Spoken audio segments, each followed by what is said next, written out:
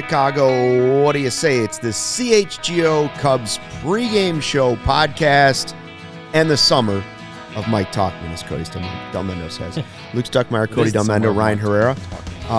Hello to everybody in the chat. We already got people joining in. What a homestand.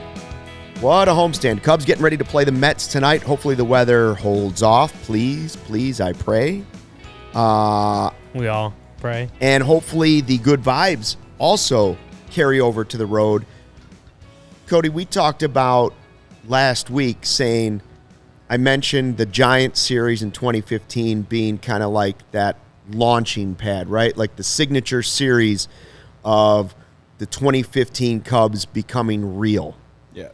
And I said, well, the Reds series could be that for this Cubs team, but I felt like the homestand in general could be that if they played well against the Braves. Sure enough, they lose one game and they take two.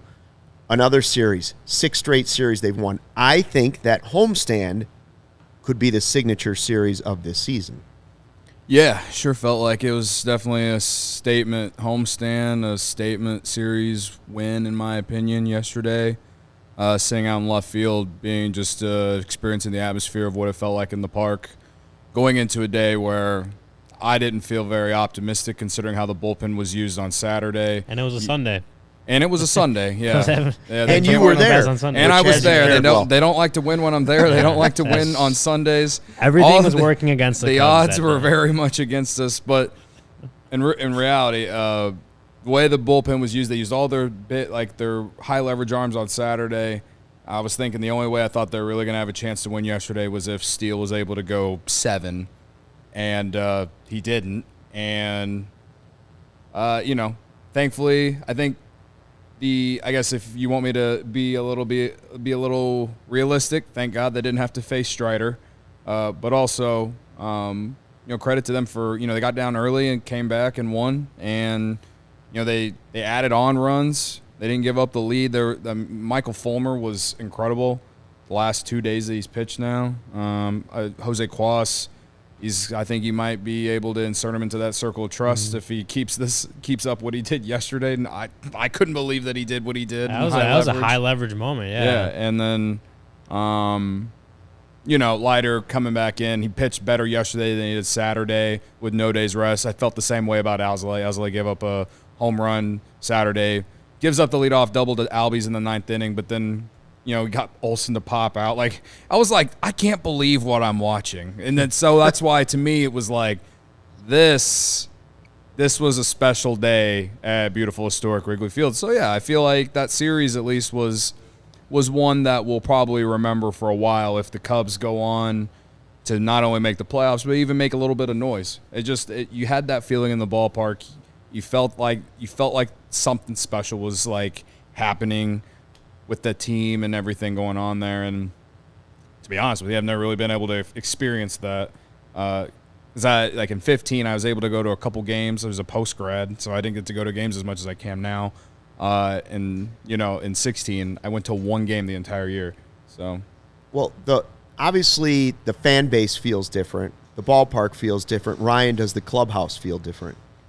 I don't know if the clubhouse feels that much different because I think the players had kind of kept it even keeled the whole season. Like it didn't feel even, talking to them. I mean, they weren't punching each other in the clubhouse. Yeah, no, that's not smacking each other and wanting to leave early. I mean, after losses, you've been in the clubhouse. After losses, guys are kind of getting out of there, whatever. And, if someone has a bad day, they obviously don't want to talk about it. So in that way, I think, guys are happier to talk to us or whatever. Right. But just the overall feeling in the clubhouse, I don't think it ever got too down, even at their worst points. That first loss against St. Louis a few weeks back in that 4-game series at home, like that was probably the closest. It felt like the season's over, the team is going to sell at the deadline, yada, yada, yada.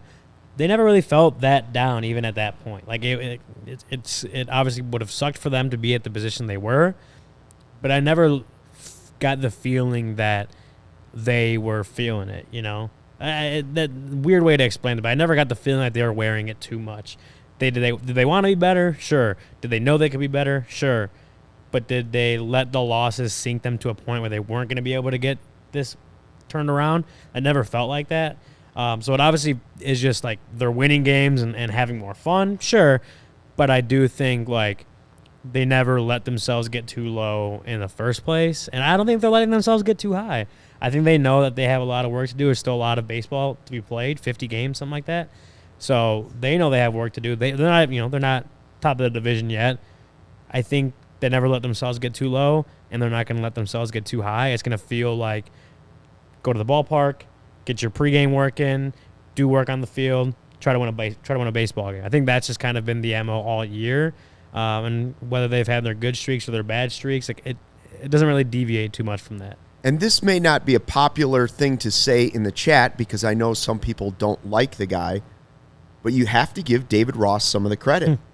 Like, obviously the players get a lot of credit for not mailing it in and being like, this team doesn't have it, they're rebuilding, we're just going to collect our checks and go.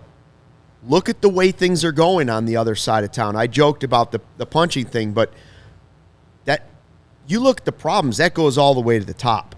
But it also starts in the clubhouse and above. And David Ross has found a way to mix young guys and veterans on one-year deals who could just be playing for themselves, and guys who are making big money and guys who are making small money, relatively baseball-wise.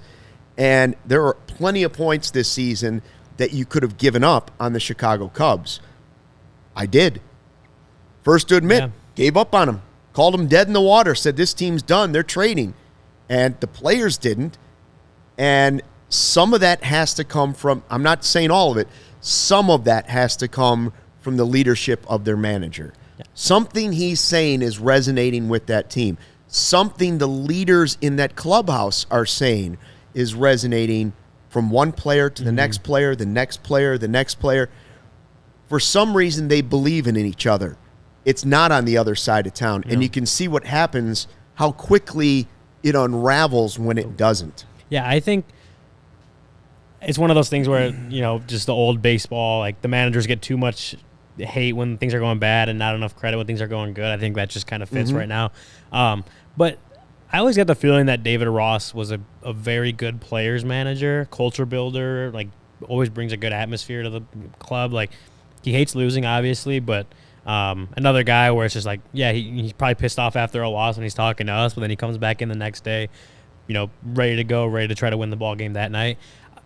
I think he's very good at getting players to buy into the kind of message he's putting out there, and it obviously helps that they have better players than they did last year or even the end of 21, and obviously it helps that guys are actually performing right now when we know there's been large chunks of the season when I look at it as like I don't think David Ross is managing that much differently than he did the rest of the year, but he's getting really, really good player performances right now. Like when you look at some of the worst stretches when there's a lot of hate for David Ross, but you also looked at it, you had to admit that there was a lot of poor performances from the players. Like no one was performing well at the same time. I think a lot of it has to do with just guys playing better, and it's showing up that some of the decisions Ross is making are working out where as early in the season they didn't, and things are just going good for him. I don't think he's changed a whole lot of what he's saying or the way he's managing, but he's been, I think, really good at getting players to just kind of buy in and keep that same mindset the whole year. And now that most of them are playing pretty well, like you're just kind of seeing things change and wins start to pile up. I don't think they changed anything differently in the clubhouse. I think it's been the same message all year. It's just now you got guys playing better. I knew Collada wasn't going to like it, and I'm not disagreeing with Carter. A lot of the stuff that people have complained about David Ross has been either the lineups or bullpen use or who's playing what day, right? That stuff. And that's still totally separate. I'm just saying give him credit for not letting a team that was playing very poorly at one stretch. 10 games under. Yeah. The worst team in the National League. At one point, yep. At one point. 60 games ago? Not unravel into the dumpster fire that's on the south side. You have to give him some credit. I'm not saying the other stuff's been perfect. Believe me. It hasn't been perfect. No, but I'm just saying for this part of it, let's recognize that he is bringing value in this way. Even if you disagree with the other stuff, clearly something he's doing is correct in that clubhouse. Yeah, I tend to agree in terms of what you're saying. I've always said this, that to me the manager is all about just getting the guys to play for you, and just the consistency that he brings in the clubhouse every day, get the guys get their work in, do all this stuff, and just that consistent mindset of whatever to try and get these guys to play to their best potential. So yeah, I mean that how you can't measure that into how many wins a team has, but to me, that's kind of what managers are across the league these days. Is just get a guy that gets guys up for them to play in any kind of environment, whether it's in October or whether it's in April. Just like go to the ballpark every day and treat it like it's your last, and play, and give it everything you got. And yeah, I mean, as far as that, I felt like David Ross has always been consistently good at that, getting guys to play for him. Obviously, there's other things that we can sit here and complain about when it comes to him, but I do think that is the one thing he has always had. Because, yes, there have been times. I mean, I gave up on the team twice this year. When they were 10 games under, I said I was done. Whenever they won 11 and 13, they reeled me back in, and then they freaking, what? I don't know. They started losing again shortly after that, and I was out again. But, it helped. Obviously, it helps they play in a division that's not that great. It helps that they play in the National League. That's why they're in the final wild card spot right now. Yes, but who cares? This team, again, at this point, they look like a team that we should have seen this year for the entire year. And the Fangraphs projections at the All-Star break said that. They said the Fangraphs projections said they should have been 5 games over 500 at the break. They were 5 games under, because of a lot of dumb luck, probably some bad managerial decisions. So maybe some of that's on David Ross. And then also, performances. Totally. And bad performance.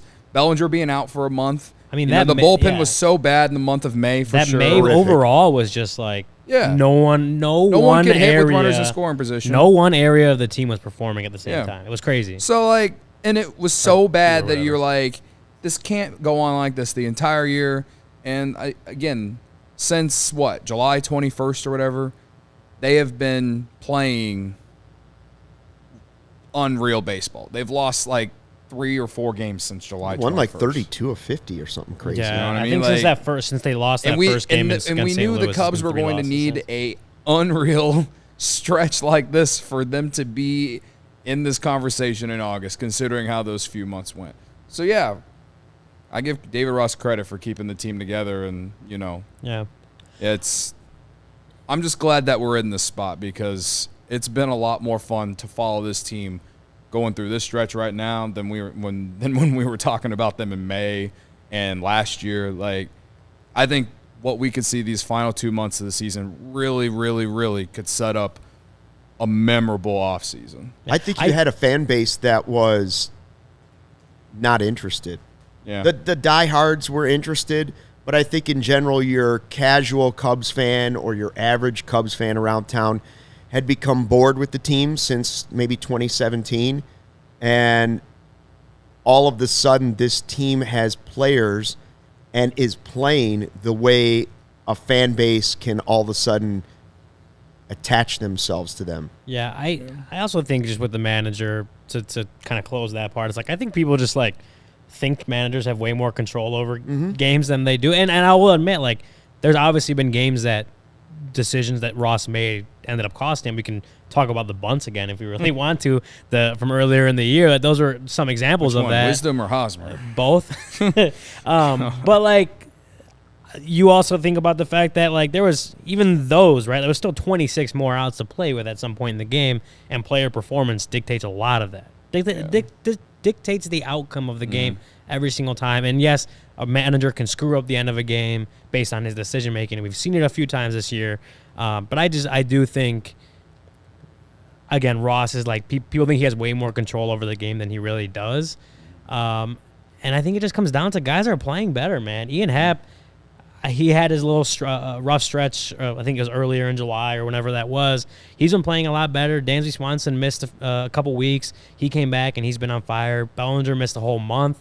took maybe a few games to get going, and he's been one of the best players in baseball since then. Like Candelario's been a great addition thus far. He's been great. Yeah. Nick Madrigal came back and has been a serviceable player on both sides of the ball. Yeah. Mike Tauchman, you talk about the summer of Mike Tauchman. He's been really good since he got called up and very consistent. Yeah. I think you're just seeing, like, you're looking at the lineup. We got it right now. Yan Gomes is hitting the ball like better than anyone really kind of expected going into the year. I like this lineup. I mean, obviously it's because a lot of them are playing very well right now, but I have no complaints about this lineup, and I never would have said that a month ago about Nick Madrigal batting ninth at third or some of the other things going on there. Like, Nico's hitting better. What I'm saying is, like, so many of these guys are just performing, and I think that more than anything David Ross does. I'm like I think, like, David Ross, I think you should give him credit for, people have said in the chat, like, just, and you said it, just the culture that he is, like, trying to build, and, like, the guy, like, it doesn't really, the guys never feel out of it, like, they're not giving up and all that cliche type stuff.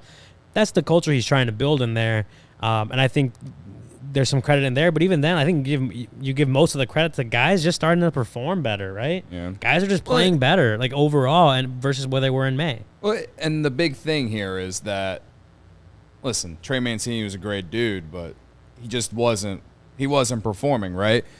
I love the Miles Mastrobuoni bit of completely supporting the guy while everyone else hates him, but, like, he's not in the lineup. He's in Iowa again, right? Like, they went and got Candelario, and they are able to play him either at third or first base, and he's been having a great year. So to see him in the lineup instead of Mancini or Hosmer or anyone else not named Cody Bellinger is a pleasant sight to see. And then to see Madrigal back and playing well like he did since he's come back from Iowa is, even though the whole week of Miles Mastrobuoni of him playing well, like, you can tell the difference of him there in the 9-hole than when they were having to use him. And the amount of times that we had sat here complained about, the first 6 guys in the lineup looked great, but then you see those bottom 3 and it's like, I felt like 3 outs. Barnhart, Mastrobuoni, like, it's just, they don't have that problem right now. And at the same time, they still have good depth on the bench. You still got Amaya on the bench.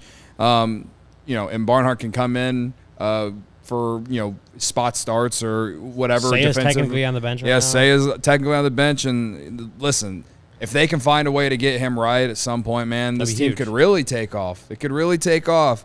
But thank God Mike Tauchman has been what he has been, or else this team would probably still not be very good, because he has been everything and more. Yeah. And it's been more than just a bit. Oh, yeah. I mean, first of all, we said in the preseason and in the offseason, when we looked at this roster, this is before, obviously, they added Jamer, but, like, when you looked at the offseason and the preseason, you said, okay, absolute X factor on this team, no question, is Cody Bellinger. If Bellinger can play at a high level and have a bounce-back season on a 1-year deal, that's going to change the Cubs lineup, and it's going to change them defensively.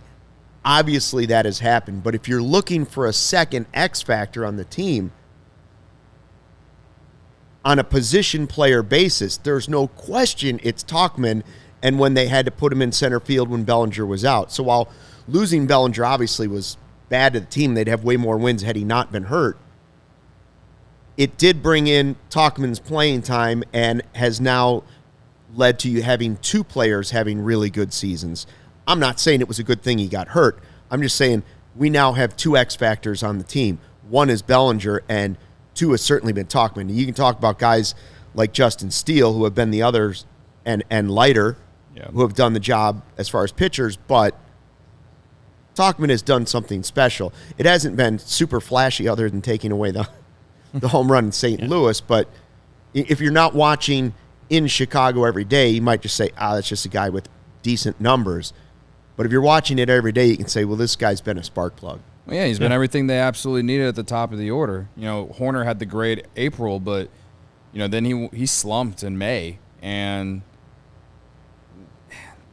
it's unfortunate that the whole reason we even know who Mike Tauchman is because Cody Bellinger got hurt. But when they put Tauchman in the leadoff role, when they went to San Francisco, this team's been playing pretty well since that moment. And yes, there were some ups and some downs from that moment to now. Of course, that's baseball, but as far as like just having that spark plug at the top of the order, he's sat in that role and done really well. And that's more credit to David Ross because I remember when we saw the lineup, everyone on social media was like, "Why is Tauchman leading off?" And they won 2 out of 3 in San Francisco, and we're not he earned serious. More chances. It was the succession line. We're not serious. We're not You're not serious people. Yeah.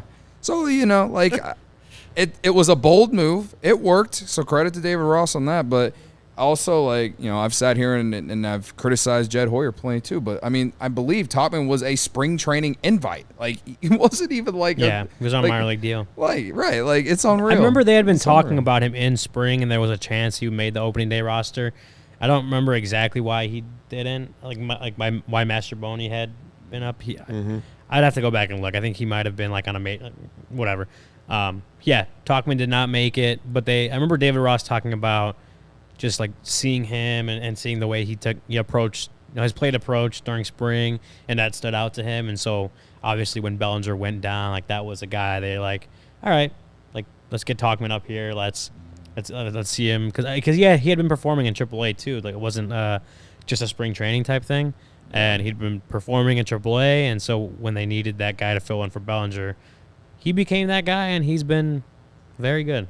Yeah, been very good for him. Big spark plug for him. And now we have everyone on Marquee and on Twitter saying it's the summer of Mike Tauchman. So credit to us. No credit for you? No one's crediting me except for people on Twitter. Imitation, the best form of flattery. Yeah, I saw Mike Tauchman jersey for the first time in the Wild last week. That was interesting. Where was Cody when you saw him wearing it? Oh, no, it was somebody else?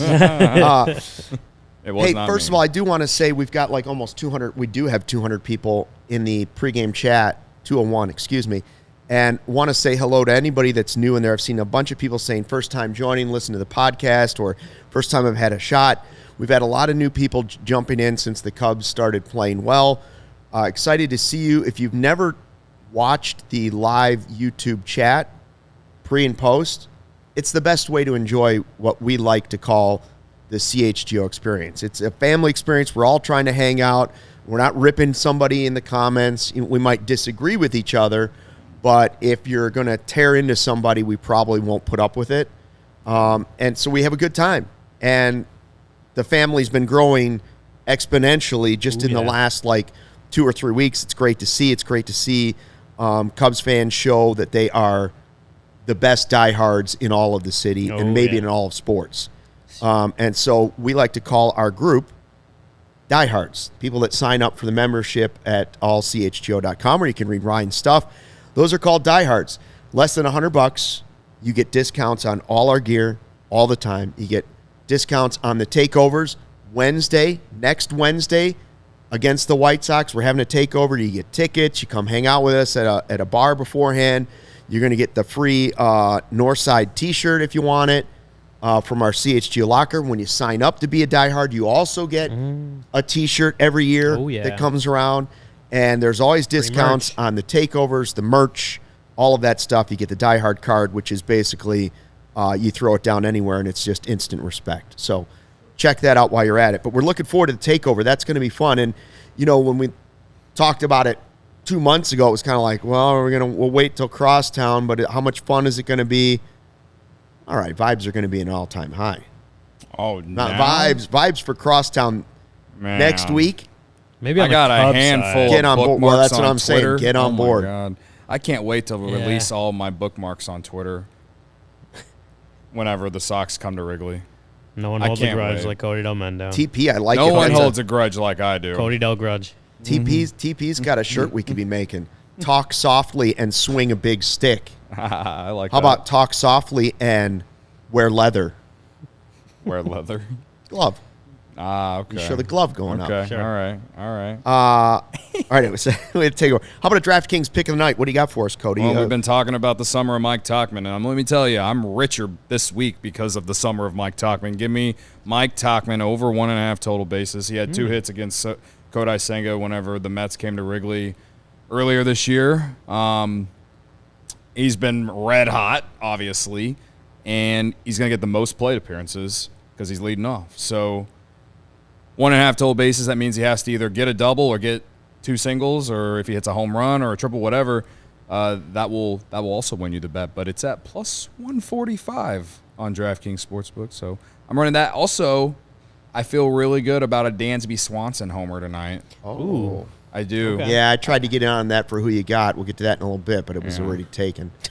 Yeah. So I can't remember the odds on it, but I do like Swanson to hit a dong tonight, and because he's been red hot, like Ryan said earlier. He's been hitting a lot more homers of late. He's going back to New York to play the Mets. You know, he was with the Braves before this year, so we've seen the Mets a lot. I'm sure those scumbags in New York don't like this guy. So time to hit a swan bomb or whatever. Swan bomb or whatever. Right, we're gonna go with that. Swan bomb. Think about it till the end. Swan bomb. I don't know. A Dan Bam. Dansby Dinger. Dansby Dinger. There you go. Dinger. Dansby Donger, whatever. Also, by the way, in the chat, the best way to get your stuff read is the super chat. However, if you agree with me, that will always get mentioned mostly too. Yeah. Or if you say that you ran into me or something, and I tell you when I see you that I will mention you, as long as you say something, I will try and say something. Somebody said they saw you at the. If you agree, really? Did someone say that? If you agree with Stuckmeyer, I will ignore you. I'll ignore your comment. Listen, I just said to have people sign up so they could read all your stuff at all. CHGO.com. Who said they saw me? I didn't see the comment. Oh, that was early in the. Charlie, maybe. Oh, Charlie. I did see Maybe someone not. at Murphy's Very yesterday. early in the chat, like right at the beginning of the show, somebody said they met you At Murphy's. at Murphy's. Okay. Maybe something like I that. was at Murphy's after the game yesterday, and I was on my way to the bathroom, and someone But you were said, 17 Goose Islands deep. "Don't let the facts get in the way of a good story." Yeah. Listen, and also, again, if this is the first time you're joining, the excitement about tonight is if the Cubs win, you get a Goose Island beer bat chug from Cody. Oh, is it back? It's Oh, been- yeah. it's It's back. back. It's back. The beer bat came back after they Oh, scored you did. 20 runs. I remember. against the Reds. I think I that's what it remember came back. Let's see. Yeah. So, Yeah, we have a good time. We like to hang out. Starting pitchers? Hashtag vibe with us. Yeah, Drew Smyly, what do you guys, before we get to who you got, what do you think? I'm What do you asking think for from 4 innings and then maybe get a chance to see Killian. Yeah, I saw the chat say, give me 5, and I was like, I'd take one time through. Give me 3 good. Yeah. Just I will say that his last start, and I think Luke, I think it, or maybe, I don't know. Maybe it was Corey. He was better. I didn't think he was that bad his last time out. It's just he threw 3 bad pitches, and all 3 of them decided to go over the fence. yeah. Well, I do think his last 2 appearances have been better than what we saw, in June and most of July. So I don't know. I will say he kind of has reverse splits, like lefties, have been killing him this year, and righties are only hitting What is the Mets lineup? 240. Is it lefty heavy? That is something that Smiley did say after his last start was the lefties have been he was surprised. I was looking how at the it lefties today, have been doing. lefties- Joey Votto, didn't he hit 2 home runs Yeah, against Smiley? I was looking at it today. I'm not exactly the exact batting average, but well over 300 lefties are hitting against him, and righties are hitting 243, and Yeah. that's a significant difference, Yeah. So Well, that's what we talked about too. Is he's identified that, and they are working to fix that, and taking the time in between starts to see what's going on. I don't know if they've identified exactly what it is, but obviously that pitching group is working on it. But he's just he had that good start. No, not good start. That good technical relief outing in St. Louis, coming in after Hayden Wesneski, I want to say. yeah, The lefties have been his issue, and we'll see if he can just kind of start doing better. We've seen Smiley be really good this year. It's not been the whole year. It's really only been the last couple months that he's his April and May decline were has gone down. solid, right? Yeah, And so they just need the mixture. It was almost like what he did in April and May was completely unreal, and you knew regression was coming. Right. But then the regression came, and it wasn't just average Drew Smiley. It was he looked washed, Drew Smiley. So now they just got to get him back to being just a number 4 starter. yeah, they don't need him to throw 7 perfect innings, but just to give him solid innings, 5. With the way the lineup's hitting right now, I We'll feel see. like there isn't a lot of pressure on the starting rotation to be untouchable, but it sure would help because the lineup has definitely helped the Cubs out these last handful of weeks, especially. and especially this past week against the Braves. So it'd be nice to see Smyly go out. Ideally, Smyly goes out there and gives you a 5 with 3 earned or less, and I think you have a chance to win. I think that's the world they want to live in, is Smyly consistently giving them 5. Yeah. 5 good innings. I think that they take that at this point. And then Killian? I would like We'll to see Killian. I We'll would see. like to see. It depends what the score is. Yeah.